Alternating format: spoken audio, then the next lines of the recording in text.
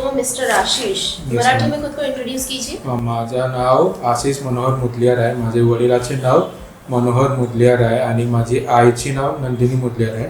माझे बाबा SBI मध्ये 20 वर्षापासून जॉब करत आहे. ते right from office boy till आता ते क्लरिकल डिपार्टमेंटमध्ये आहे. आणि माझी आई हाऊसवाईफ आहे. Educational background. मी एज्युकेशन इंजिनिअरिंगमधून केलं आहे.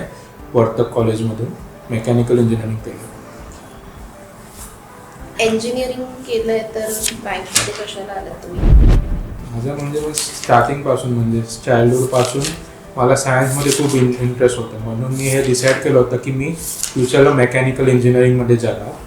पण जसं जसं माझा टाईम गेला म्हणजे इंजिनिअरिंगला जे एक्सपेक्टेशन होते म्हणजे असं असणार ते एन्व्हायरमेंट नसते. आणि माझे वडील कसं म्हणजे बँकमध्ये होते तर मी खूप वेळेला बँकला जायचं. मला तिथे वर्किंग एन्व्हायरमेंट जे आहे ते खूप आवडायचं. आणि नंतर माझं इंजिनिअरिंग झाल्यानंतर मला थोडा जॉब जसं पाहिजे होतं तसं भेटत नव्हते. तर मी असा ऐकला की एकदा शॉप घेऊन येऊ म्हणजे ट्राय करून बघू कसा होणार बँकिंगमध्ये. मी असं चालू केलं म्हणजे 2024मध्ये. आणि आता इथे बसलो आहे IBPS इंटरव्ह्यू. हे मुद्रा लोन्स काय? I am extremely sorry I cannot take a look. Okay. Digital banking. Digital banking वो बैंक मतलब नॉर्मली कैसे हम लोग ब्रांच में जाते हैं. Digital banking fully net digital होते हैं मतलब नेट बैंकिंग पे होते हैं. मतलब हम लोग मोबाइल पे भी कहाँ भी बैठ के कोई भी बैंकिंग ऑपरेशन कैरी आउट कर सकते हैं. आपका कुछ job experience present are you working somewhere? Yes sir, I am working in Basin Catholic Bank which is a cooperative bank. Okay, so आप बैंक में जॉब करते हो तो बैंक की technology day to day work आपको पता है? Yes sir. Correct. सो मुझे बताया कि आपने अभी तक जब से ज्वाइन के तब तक जो काम किया उसमें सबसे चैलेंजिंग सिचुएशन कुछ क्रिएट हुई और आपने उसको कैसे? यस सर, ऐसा एक चैलेंजिंग सिचुएशन हुआ था राइट इन अगस्त. तो टाइम पे बेसिकली मेरे जो सीनियर क्लर्क्स थे वो मेरे जो सीनियर थे वो लोग उस दिन आए नहीं थे. और कैसे तो सर मैं और सिर्फ एक ऑफिसर थे. और उस दिन हम लोग ने मतलब बारिश का भी बहुत टाइम था और जैसे कस्टमर आ रहे थे मतलब बहुत सारे जो एक्टिविटीज थे राइट वो मेरा मतलब 1 महीना ही हुआ था तभी. मेरे को बेसिकली ज़्यादा आइडिया नहीं था. तो भी मैंने समहाउ मतलब उनका भी थोड़ा गाइडेंस लेके उनका जो एक्टिविटीज थे बैंकिंग के सब टैकल किए थे. ऑलरेडी आप बैंकिंग सेक्टर में यस. और आपने बोला कि आपको सिर्फ बैंकिंग सेक्टर में काम करना था, बहुत अच्छा लगता है उसमें काम करना. फिर भी आप इस एग्जाम देके IBPS PO के इंटरव्यू के लिए क्यों अटेंड कर रहे हैं? सर जो अभी मेरा जो करंट रोल है वो मतलब क्लरिकल रोल है. और मेरे को कैसा है कि मतलब फ्यूचर में मतलब एक हाई पोजीशन पे जाना है. और मेरे को एक ऐसा चीज़ है कि मतलब नेशनलाइज्ड बैंक में जाने का. तो that's one of the reason why I am attempting IBPS PO. क्यों आपको नेशनलाइज्ड बैंक में जाना है? Because there are various advantages that a nationalized bank has over a cooperative bank. जैसे कि हम देखेंगे तो कोऑपरेटिव बैंक में बहुत सारी चीज़ें मतलब लिमिटेड रहते हैं. मतलब कस्टमर भी हम लोग से आते हैं मतलब ये पूछने मतलब ये मिले मतलब this type of loan available है ये. तो उनको भी ज़्यादा में नहीं मिल पाता. वही हम लोग भी कोई हम बोलते हैं मतलब ये नेशनलाइज बैंक में जाकर पूछो आपको करके देगा. That's one of the reason. और अनदर रीज़न इज़ दैट मेरे को और मतलब सीखने मिलेगा. कोऑपरेटिव बैंक का मतलब कैसा एक मतलब सर्टन एरिया तक ही रहता है. वही नेशनलाइज बैंक जो फुल ऑल ओवर इंडिया रहता है. मोर और मेरे को एक एक्सपोजर मिलेगा. Okay, what is BPS? Extremely sorry sir I can recall. What is subprime crisis? Extremely sorry sir I can recall. Okay. ये SWIFT क्या होता है? What is SWIFT? स्विफ्ट जैसे कि ये फॉरेक्स का एक रहता है अकाउंट्स. बेसिकली जो फॉरेक्स थ्रू इंडिया में करते हैं अपना बैंकिंग एक्टिविटी उनके लिए अकाउंट होता है स्विफ्ट. ओके. आणि बैंक का इंश्योरेंस उसके बारे में कुछ जानते हैं? I have learned about it. Currently I am not able to recall. आप जिस बैंक में जॉब करते हो वहाँ कोई इंश्योरेंस प्लान बेचा जाता है? यस सर, उधर मतलब जनरल इंश्योरेंस और लाइफ इंश्योरेंस के प्लान बेचते हैं. हमारा जो बैंक है उनका बेसिकली बाकी जैसे कि इंश्योरेंस कंपनी के साथ टाइप है. For example HDFC, Shriram, Reliance ये लोग के साथ टाइप रहता है, उनके थ्रू हम लोग मतलब पिच करते हैं, मतलब कभी कभी कस्टमर को मतलब इनके थ्रू आप मतलब लीजिए, और उस पर हम लोग का मतलब सैलरी में कभी कभी कमीशन होता है। ओके, सो आशीष बताइए what is renewable energy? Sir renewable energy वो एनर्जी है जो कभी एंड नहीं होने वाला, जैसे कि सन हो, विंड हो, जब तक हमारा मैनकाइंड है तब तक है वो। और यस, एंड उसका ही ऑपोजिट है non renewable energy, for example coal, electricity. Ashish, for example आपकी टीम में एक नॉन परफॉर्मिंग टीम मेंबर है, यस, तो आपका course of action towards that team member क्या रहेगा? फर्स्ट ऑफ ऑल मैं उससे पहले मतलब बात करूँगा कि मतलब क्या उसको रीज़न है कि वो नॉन, उसको पता होगा कि मतलब उसका जो परफॉर्मेंस है वो थोड़ा बहुत बिलो पा रहे हैं, और मैं उसको समझाने को देखूँगा कि अपना परफॉर्मेंस को बढ़ाए, थोड़ा मोटिवेट करूँगा। एंड अगर उसके बाद भी नहीं हुआ तो मैं अपनी जो हायर अथॉरिटी है उनसे मतलब बात करूँगा कि मतलब इसका थोड़ा परफॉर्मेंस थोड़ा कम है, आप मतलब उनको थोड़ा बहुत समझाइए करके। Okay, types of digital banking बताइए। टाइप्स ऑफ डिजिटल बैंकिंग में ma'am there are 2 major types, one is net banking and the another is mobile banking. Okay, UPI किसके अंडर आता है? UPI comes under NPCI. Okay, and UPI is a digital currency? No ma'am. Okay. What is the difference between internet banking and mobile banking? So internet banking है वो मतलब हर system जो है उस पर एप्लीकेबल कर सकते हैं, पर वही मोबाइल बैंकिंग होगा तो सर्टन उसका लिमिट होता है, जैसे कि मोबाइल या फिर वो स्मार्टफोन उस पर एप्लीकेबल होता है। Can an unsound person open a bank account? Sorry ma'am, can you repeat the question? हाँ, can an unsound person open a bank account? Mindfully जो अनसाउंड है ऐसे पर्सन बैंक अकाउंट ओपन कर सकते हैं? आपके पास आते हैं तो आप उनको अकाउंट ओपनिंग करके देंगे? यस मैम, बट उसमें मतलब जो है उनको बेसिकली एक गार्डियन होगा जो मतलब साउंड, मेंटली साउंड है, जो उनको मतलब जो बैंकिंग एक्टिविटीज है उसमें उनको हेल्प कर पाएगा। फिर आप उनको कोई सर्टिफिकेट भी इशू करेंगे? कोई सर्टिफिकेट इशू की जाती है ऐसे टाइम पे? आई am extremely sorry, I don't have idea. ठीक है, ठीक है। या आशीष, ये डिफ्लेशन क्या है? डिफ्लेशन तब होता है जब हमारा जो मनी सप्लाई है वो बहुत, जैसे कि हम लोग बेसिक मनी सप्लाई जो होता है मार्केट में वो बहुत कम हो जाता है, जिसके कारण जो है ज़्यादा मतलब लोग खरीदने का जो रहता है पावर वो कम हो जाता है। ओके, तभी डिफ्लेशन होता है। ओके, एंड रिसेशन क्या है? रिसेशन एक टर्म है जब हमारा इकोनॉमी जो गिरने लगता है, मतलब जैसे कि कंपनी है जिसमें मतलब सडन बहुत सारा लॉस होने लगता है तो उनका गिरने लगता है, जिसके कारण मतलब चांसेस आता है कि अनएम्प्लॉयमेंट मतलब कंपनी से लोगों को मतलब रिलीव करने का बहुत चांस होता है ड्यूरिंग रिसेशन पीरियड। सपोज आशीष, आप एक बैंक में ब्रांच मैनेजर उस ब्रांच के, ठीक है, और कोई कस्टमर आपसे मिसबिहेव करता है, तो आपका कोर्स ऑफ एक्शन क्या होगा? फर्स्ट ऑफ ऑल सर मैं उसको काम डाउन करने को देखूँगा, एंड देन मतलब उससे मतलब उसको समझाऊंगा मतलब प्रॉपरली, मतलब वो ऐसा मतलब एक्टिविटी जो है बैंक में करना नहीं चाहिए। और अगर वो तभी भी नहीं मानेगा तो मैं अपने हायर अथॉरिटी है जो कि हेड ऑफिस में, उनको मैं इन्फॉर्म करेगा ऐसा एक सर्टन पर्सन है, इसके ऊपर कोई एक्शन। ओके, सपोज आप अभी बीसीसीबी में कौन से ब्रांच में हो? पालघर ब्रांच। सो आप उस ब्रांच में जब जितना आपका एक्सपीरियंस है उस हिसाब से ऐसे कोई 3 इंसिडेंट्स बता सकते हैं जो आप बिलीव करते हो जहाँ से आपने कुछ मिस्टेक किया है? एक इंसिडेंट्स कोई बताओ जहाँ से आपसे कुछ मिस्टेक हुई। यस सर, पहला इंसिडेंट मेरे से हुआ था अराउंड जुलाई, मतलब हम लोग जैसे चेक डालते थे तो मैंने बाय मिस्टेकली मतलब ना चेक पे नाम नहीं था और मैंने सबमिट कर दिया, जिसके कारण जो कस्टमर है वो कस्टमर को मतलब चार्जेस लग गए थे, 150 रुपीज़ का चार्जेस लग गए।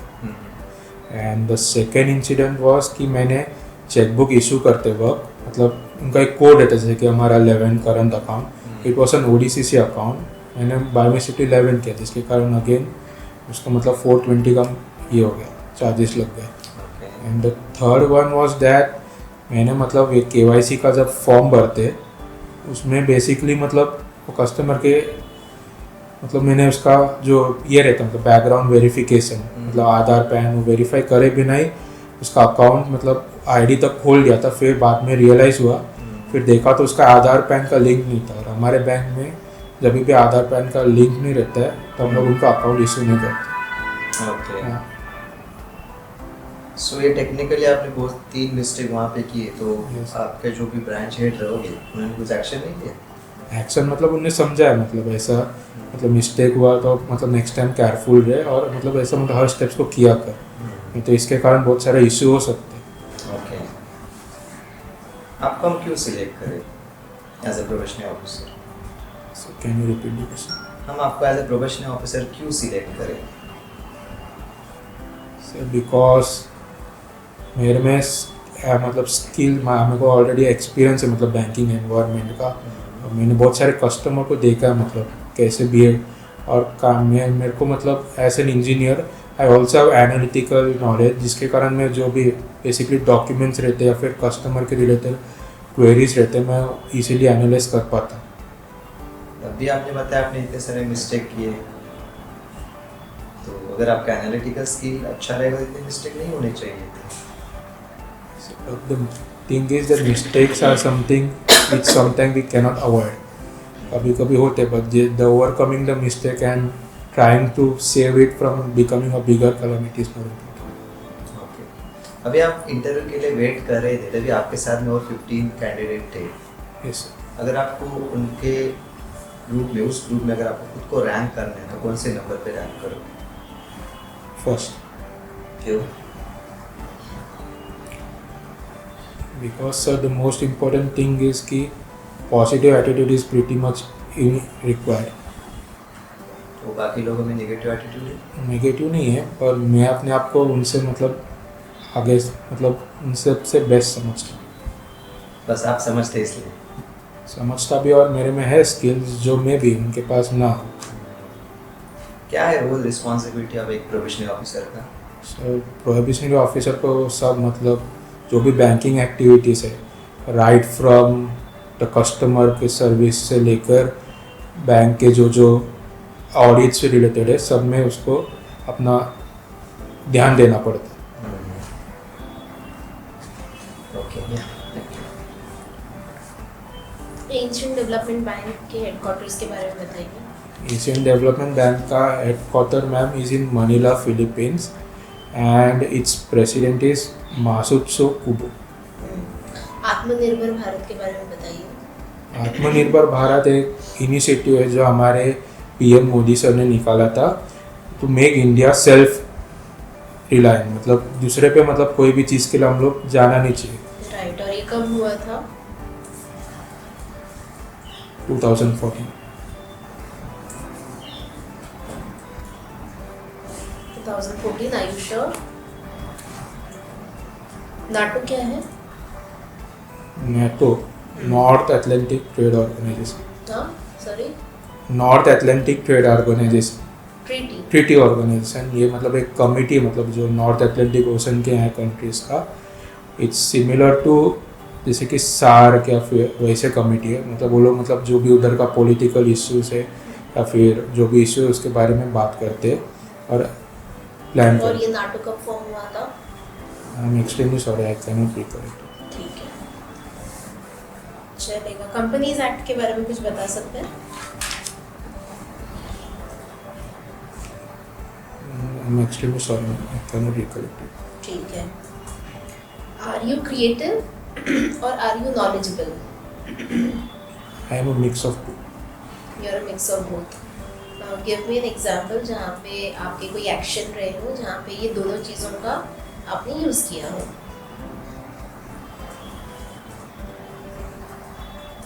एक था, मतलब हम लोग को एक बेसिकली एक्टिविटी था, मतलब ऑफिस में, मतलब रिलेटेड टू, मतलब इनको इंश्योरेंस के रिलेटेड हम लोग को एक बार चर्च में जाना था। मैं मतलब बेसिकली अपना नॉलेज जो था ड्यूरिंग माई, जो मैंने उस टाइम पे बैंकिंग का लिया था, प्लस थोड़ा बहुत मैंने उसको क्रिएटिव वे से, मतलब एक अलग तरीके से एग्जांपल देके उनको समझाया था। अच्छा ठीक है। If you were a super hero, what would your super power B?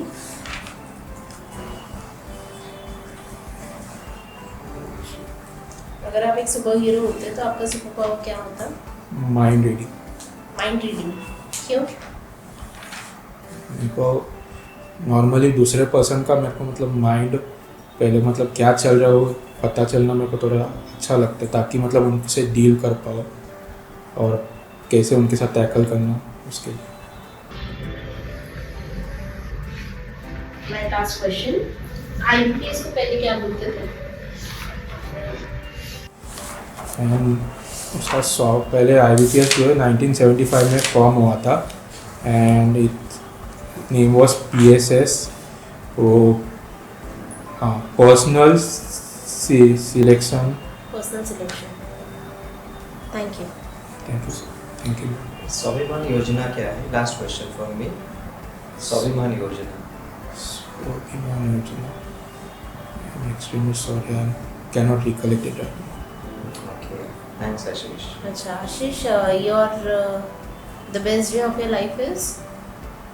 Best day, The best day of your life is? the day when the result of IBPS PO mains came. Okay. And do you vote? Currently I am not voting, but I have applied for the voter ID. Okay. So आप vote क्यों नहीं करते हैं? Because I am a bit lazy to get the voter ID. To get the voter ID. Yes. But do you think the voter ID, the document is very important to give a vote? Without voter ID, can a person give vote? No. No. According to law, no. According to law, no. ठीक है. Thank you.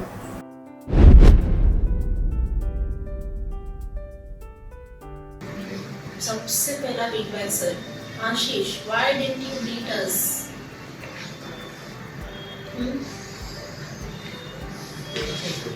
क्या बोला था?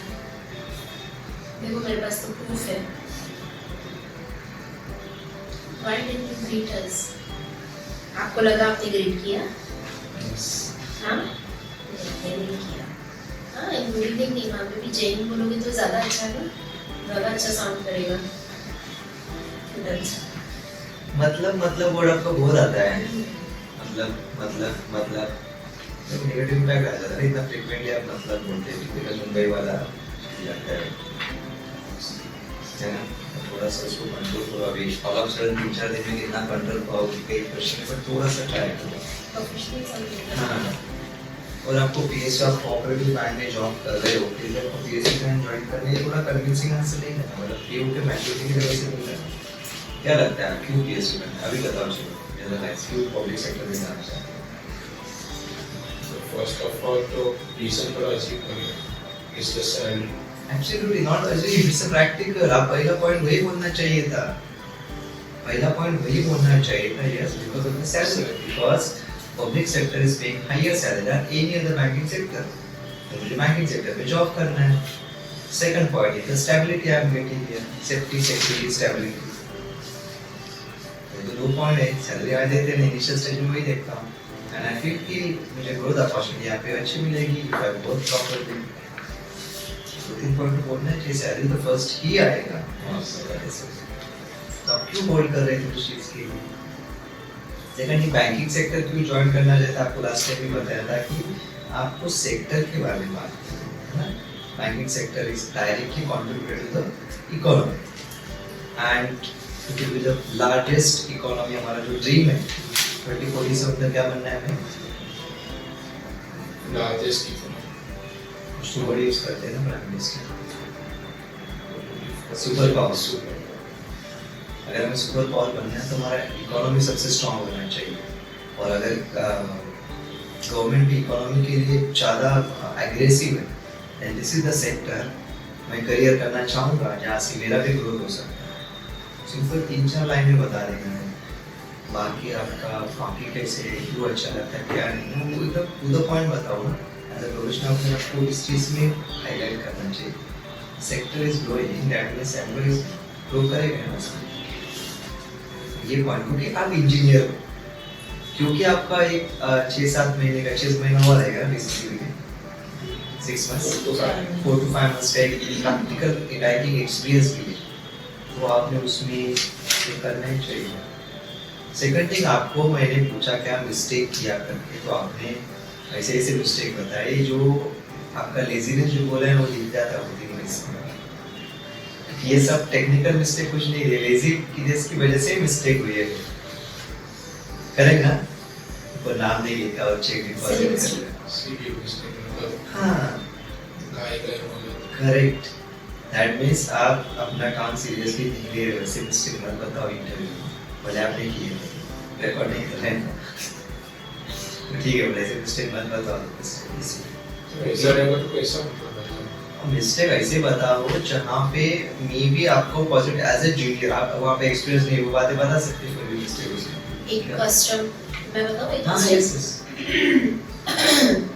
Sir मेरे से बस ये एक मिस्टेक हो गई थी कि एक यंग रेसिपी कि कहीं पे मैं टाइम मैनेज नहीं कर पाया। फॉर एग्जांपल मेरे पास एक सीनियर सिटीजन कस्टमर थे जिनको मुझे डील करना था वन बट उनकी वजह से मेरे बाकी के 2 कस्टमर जो है पेंडिंग रह रहे हैं, जहाँ पर फिर ऐसा हुआ कि मुझे मेरे सीनियर का हेल्प लेना पड़ा टू टैकल देम बिकॉज उनको ज़्यादा वेट करना पड़ रहा था। So this is one mistake जहाँ पे मुझे रियलाइजेशन हुआ कि मैंने कितना टाइम ले लिया and I should work on it.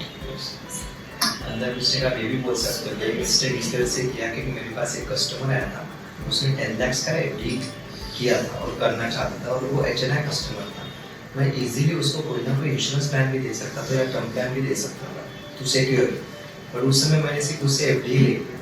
तो फिर मेरे बॉस ने मुझे बोला कि अरे उसको और एक 2 प्रोडक्ट भी दे सकता था, वो कैपेबल था पे करने। तो ये जो इस टाइप के मिस्टेक रहते हैं ना, ये आपको पॉजिटिव वे में दिखा देते हैं, क्योंकि आपने वो मिस्टेक किया उसको प्रोडक्ट, तो आप मिस्टेक्स अवेलेबल नेक्स्ट टाइम किसी कस्टमर को 2 प्रोडक्ट दे देंगे। एंड आल्सो इस चीज से आप सीख के आगे बढ़ने वाले हो ना, उनको वहाँ काम आएगा, ये सब चीजें उनको वहाँ नहीं सिखानी पड़ेगी आपको आईबीपीएस में, समझ रहे हो?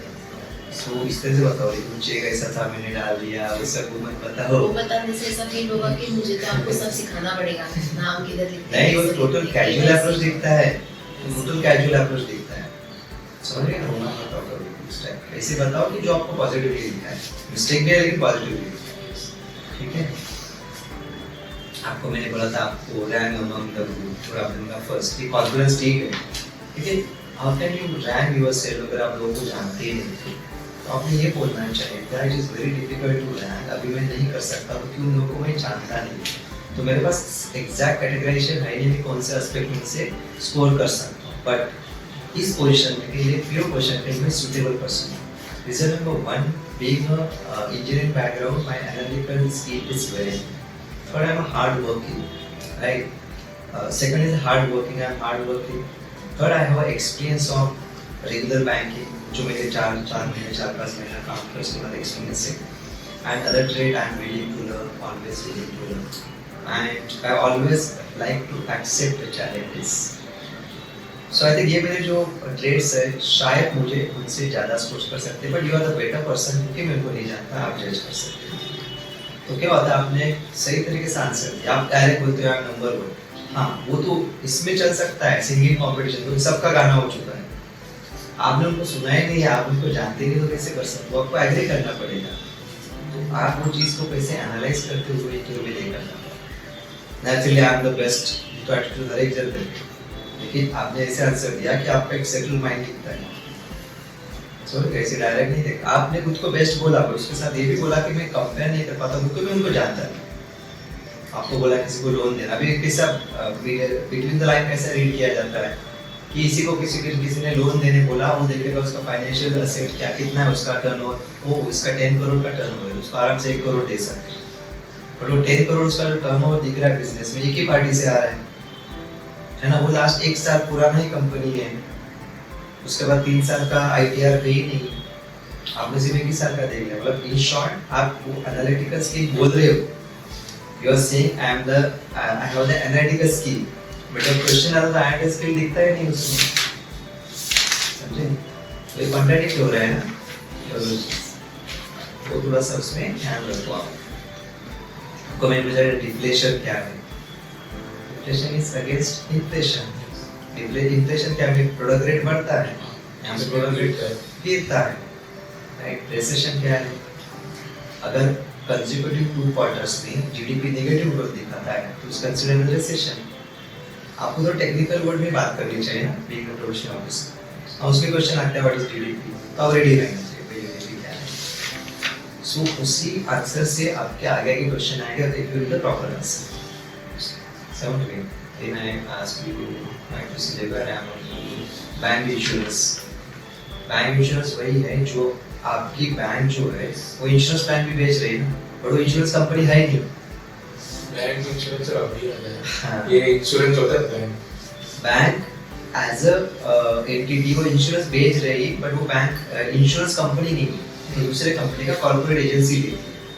So that is a bank insurance. Customer जब खरीदता है तो बैंक के थ्रू खरीदता है, बैंक के थ्रू खरीदे तो उसको कंसीडर बैंक इंश्योरेंस। ठीक है? आप जब भी डोंट नो बोलते हो ना, आप बाकी चीज में आपका टोन बहुत प्रॉपर रहता है, लेकिन जब डोंट नो बोलते हैं तो आपका बहुत लो टोन हो जाता है। इसका मीनिंग क्या निकलेगा बताओ? आप अपनी गलतियां छुपाओगे। समझ गए? देखो पर्सनैलिटी ऐसी जज की जाती है, जो अपना सही है ना तो जोर से बोलता है, लेकिन जब गलती होती है तो टोन उसका नीचे जा रहा है, बता दीजिए। दैट मींस हाँ, मतलब अपनी गलतियां छुपाएगा, गलतियां एग्री नहीं करेगा, एग्री कर रहा है लेकिन वो लो टोन में कर रहा है, उसी लेवल पे रहना चाहिए ना। आई एम एक्सट्रीमली सॉरी सर, मुझे उसका आंसर नहीं पता है, इंटरव्यू में definitely I will read that. ऐसे कुछ ना कुछ आपको उसी टोन में उसी इसमें बोलना चाहिए। इसमें ना क्या एरोगेंसी, ठीक है वो चेहरे पे दिखना चाहिए थोड़ा डोंट नो करके, मतलब और वाई बैंकिंग होगा, why to join PSU bank भी डिस्कस करते हैं। और कुछ बचा? स्वाभिमान योजना। स्वाभिमान योजना फाइनेंशियल इंक्लूजन के लिए जो पुअर जहाँ पे बैंक कार्ड नहीं है, बैंक नहीं है, वहाँ पे डोर टू डोर जाके बैंक सर्विस प्रोवाइड की जाती है, ऐसे जैसे स्वाभिमान योजना के अंदर ये इंक्लूड किया है। बैंकिंग फैसिलिटी जहाँ पे अवेलेबल नहीं थी वहाँ पे डोर टू डोर सर्विस दी जाती है, बोल दिया स्वाभिमान योजना। ठीक है? And that's direct and indirect कौन सा? Direct and indirect tax. वो यहाँ से डायरेक्ट इनडायरेक्ट टैक्स पहले लाइन वाइज जाती हूँ।